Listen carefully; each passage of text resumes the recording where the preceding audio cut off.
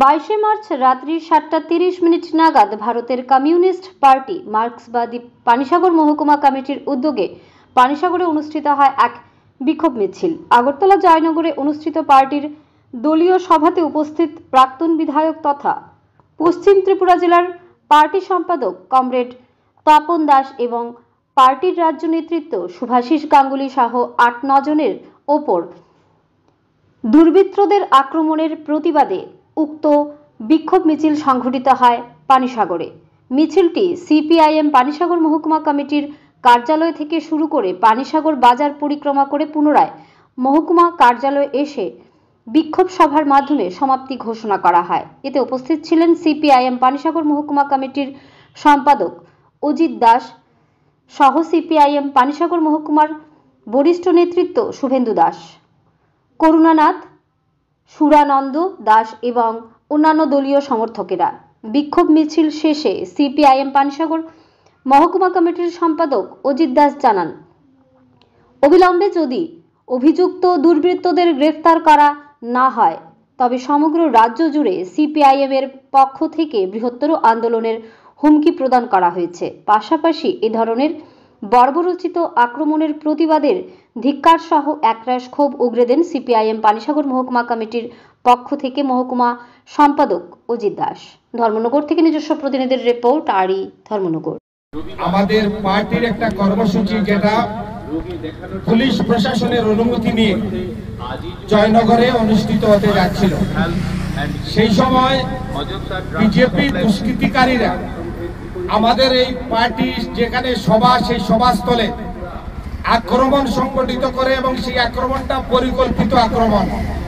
সেই আক্রমণে আমাদের পার্টির রাজ্যের বরিষ্ঠ নেতা, প্রাক্তন বিধায়ক এবং পশ্চিম ত্রিপুরা জেলার আমাদের পার্টির যিনি সম্পাদক কমরেড তপন দাস এবং আমাদের পার্টির রাজ্য নেতা কমরেড শুভাশিস গাঙ্গুলি সহ 8-9 জনের উপর প্রাণঘাতী আক্রমণ সংগঠিত করে। এই আক্রমণের প্রতিবাদে আমরা এখনই সিপিআইএম পানিসাগর মহকুমা কমিটির পক্ষ থেকে এই যে দুষ্কৃতিকারী বিজেপি দুষ্কৃতিকারীদের অবিলম্বে গ্রেপ্তারের দাবিতে বিক্ষোভ মিছিল আমরা সংগঠিত করেছি। আমরা আপনাদের সামনে যেটা বলতে চাই, ত্রিপুরার বিধানসভার অধিবেশন চলছে। এই অধিবেশন চলাকালীন সময়ে এই রাজ্যে বিরোধী দল সিপিআইএম এর উপর যে আক্রমণ, এই নৃশংস আক্রমণ, এটা অনভিপ্রেত, এটা এই রাজ্যের গণতন্ত্রের পক্ষে লজ্জার, এটা ঘৃণার। এই শাসক দলের পক্ষে এই কাজ অনুচিত, আমরা তার তীব্র নিন্দা ধিক্কার জানাই। গোটা রাজ্যে যখন বিজেপি দল এবং সরকার আমরা লক্ষ্য করছি একে একে জনবিরোধী কাজের ফলে প্রতিদিন তাদের জনসমর্থন তলানিতে যাচ্ছে। বিজেপির সঙ্গে মানুষ ভিড়ছে না, বিজেপির কর্মসূচিতে মানুষ যখন ভিড়ছে না, তখন বিজেপি পরিকল্পিতভাবে এই রাজ্যের কিছু দেউলিয়া, কিছু মস্তান, কিছু গন্ডা, কিছু দুষ্কৃতিকারী তাদের যারা এই আশ্রয়স্থল যেখানে বিজেপি দল, সেই জায়গায় তাদেরকে লেলিয়ে দিয়ে এই আক্রমণ সংগঠিত করে।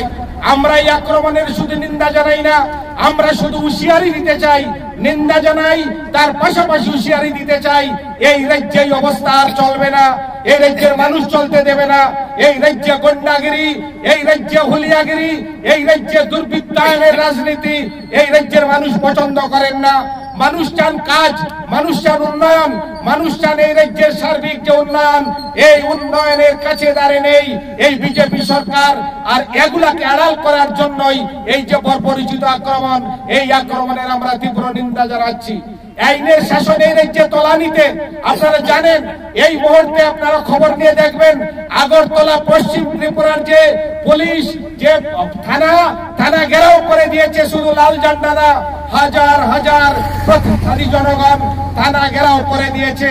আমরাও পানিসাগর থানার সামনে আমরা বিক্ষোভ মিছিলে সংগঠিত হয়েছি। মাত্র 5 থেকে 7 মিনিটের আহ্বানে আমাদের আজকে অসংখ্য লড়াকু কমরেডরা আমাদের এই কর্মসূচিতে সামিল হয়েছেন।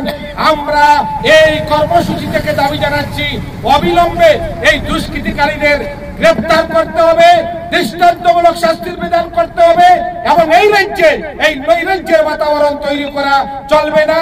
এই রাজ্যে এই নৈরাজ্যের বাতাবরণকে মানুষ প্রতিহত করবেন, এটা বিজেপি সরকার করবে না, বিজেপি সরকারের পুলিশও করবে না। আমরা লক্ষ্য করছি, আমরা আপামর এই রাজ্যের শুভবুদ্ধি সম্পন্ন জনগণ আপনাদের কাছে আহ্বান জানাচ্ছি, এই যে পরিচিত এই রাজ চলছে এই রাজ্যে, এর জবনিকা আপনারাই নীতি টানবেন, এই রাজ্যে সুস্থ রাজনৈতিক বাতাবরণ তৈরি করবেন।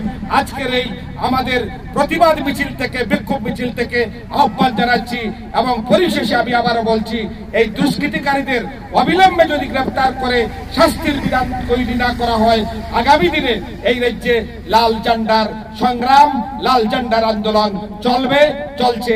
ইনকলাব জিন্দাবাদ, সিপিআইএম জিন্দাবাদ।